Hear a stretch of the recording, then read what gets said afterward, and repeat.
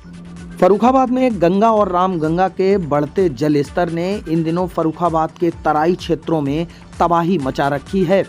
इस दौरान तकरीबन 300 से 350 गांव इन दिनों बाढ़ के पानी से घिरे हुए नजर आ रहे हैं। फर्रुखाबाद शहर से लेकर इंटीरियर के क्षेत्रों तक की अगर बात करें तो कई जिलों को जाने वाली सड़कें इन दिनों जलमग्न दिखाई दे रही हैं। आपको फर्रुखाबाद से शाहजहांपुर जाना हो, आपको फर्रुखाबाद से बदायूं जाना हो, ऐसी कई सड़कें फर्रुखाबाद ज़िले में हैं जो इन दिनों गंगा और रामगंगा के पानी के आगे बेबस नजर आ रही हैं। इस दौरान जिला प्रशासन लगातार ऐसी स्थिति पर नज़र बनाकर रखे हुए है। इसी कड़ी में आज 16 अगस्त को सुबह गंगा और रामगंगा के जल स्तर को लेकर अपडेट दिया गया है।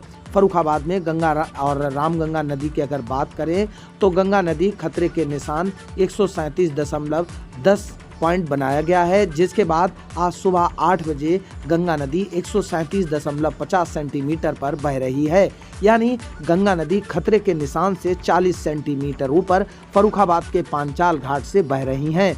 वहीं अगर रामगंगा नदी की बात करें तो रामगंगा नदी का भी खतरे का निशान 137.10 सेंटीमीटर है। और अगर आज सुबह 8 बजे मीटर गेज की बात करें तो 136.95 सेंटीमीटर रामगंगा नदी का जल स्तर रिकॉर्ड किया गया है। यानी खतरे के निशान से रामगंगा नदी अब 15 सेंटीमीटर नीचे बह रही हैं। सबसे बड़ी राहत देने वाली बात यह है कि रामगंगा नदी का जल स्तर अब लगातार कम होता हुआ नजर आ रहा है। कल शाम की अपडेट की अगर बात करें तो शाम को 5 सेंटीमीटर रामगंगा नदी का जल स्तर कम हुआ था और आज सुबह की अगर बात करें तो रामगंगा नदी का जल स्तर 5 सेंटीमीटर और कम हुआ है। यानी रामगंगा नदी का जल स्तर लगातार अब गिरता हुआ नजर आ रहा है। वहीं अगर गंगा नदी की बात करें तो गंगा नदी में आज नरौरा बांध से 1,61,454 क्यूसेक पानी गंगा नदी में आज छोड़ा गया है। वहीं अगर रामगंगा नदी की बात करें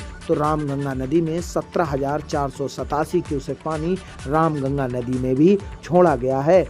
बढ़ते हुए जलस्तर को लेके जिले के कई बाढ़ प्रभावित क्षेत्रों में इन दिनों जिलाधिकारी समेत कई अधिकारी अपनी बाढ़ पर नज़र बनाए हुए हैं और बाढ़ पीड़ितों को हर संभव मदद देने के जिला प्रशासन की ओर से लगातार प्रयास किए जा रहे हैं।